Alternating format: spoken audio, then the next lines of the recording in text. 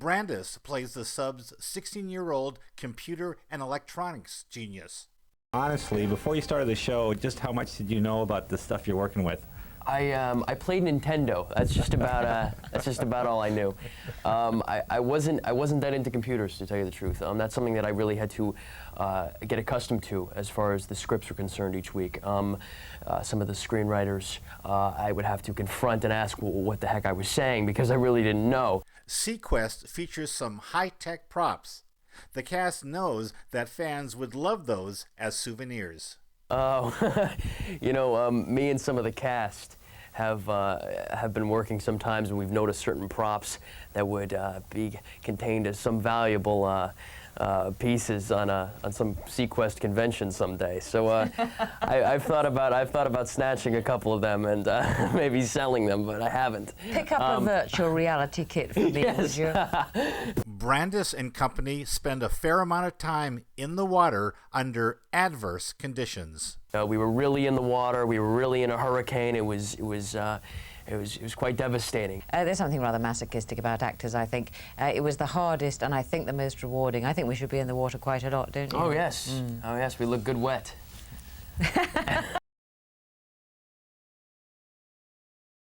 How far away do you think you are to doing that?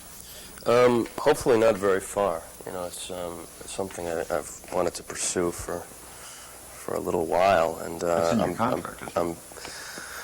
Well, we won't get into that, but It's in my contract. You can't direct me. There's an episode that I've been working on for the last few months, and it's on the back burner right now. So we'll see what happens. Brandis has become a sex symbol, something that co-star Michael Ironside discovered while shooting at Universal Studios, Florida. Jonathan, evidently you were driving, a Mustang convertible last year? Yes. When I got here this year, I drove a Mustang convertible, and you'd be amazed at how many notes were left on my windshield and stuck in my door, thrown on my seats. Hi, Jonathan. I'm 18 years old. I'm blonde. I'm attractive. I'm intelligent. This is my phone number. My parents will be away on the weekend. He thought I was joking. Some of them are written in crayon. It was a little rude. Great. Now, Jonathan, I'll address the next question to you. Now, you shot in some pretty exotic locations. For It, you went to Vancouver. Yeah. For Neverending Story Part 2, you were in Germany. And you were in Denham for this film. For Ladybugs, yeah. Yeah, I've pretty much shot all around the United States for episodes and commercials and films. I shot in Africa for a miniseries I did a couple years ago. So I've been traveling a lot for my work. Now, what kind of routine do you go into when you go on location like that? Well, it's difficult, for one, being away from home. You have to be away from your family and you're home for a long period of time. You bring, clothes and everything, but that's it. You can't travel back on the weekends normally, and so it's pretty tough. Usually, when you're shooting in another country, of course, you have to get used to the culture and the people and the language. It's pretty difficult.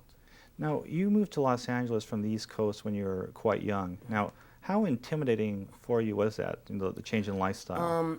There is a change of lifestyle. I moved when I was 9 years old, and it was pretty difficult. The kids are much more advanced in Los Angeles than they are in Connecticut. Kids in Connecticut live in the same houses that their grandparents lived in, and in California it's a bit different. Now, Rodney Dangerfield, working with him, now how familiar were you with his work before this? Well, I had seen most of his films. I saw Caddyshack, and he was very funny. I thought he was very comically talented, and I looked forward to working with him. I didn't know how big he was until I started working on this project, and I saw how many people he appealed to. Something. Now, what was the biggest surprise that you had that you didn't expect from him, working with him?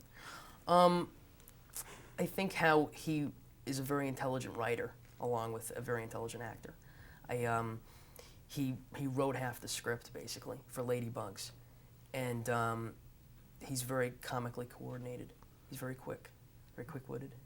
We're doing a feature on actors and the advice they get from strangers and people they meet in the street. Now, what has been the worst advice that you've ever received from somebody? The worst advice? Maybe to start out with commercials, because I feel that commercials really aren't the way to start into acting. sometimes you get into a commercial, it's really not acting, it's just selling a product. It's kind of false. So that's probably the worst. Okay, and one last question for Jonathan. We're also doing a story on the mementos that actors keep from their projects, movies they've been. What kind of things have you kept from movies and TV shows you've been in? Well, first of all, I have all of them on tape. I always try to save little props from sets. From the Neverending Story 2, there were a lot of props, a lot of big sets. I tried to keep memorabilia from that. I keep maybe like headshots of people. I have everybody sign my script at the end of a shoot. You know, little things like that for memory. Great. All right. Okay, thanks very much. All right. Thank you. Thank you.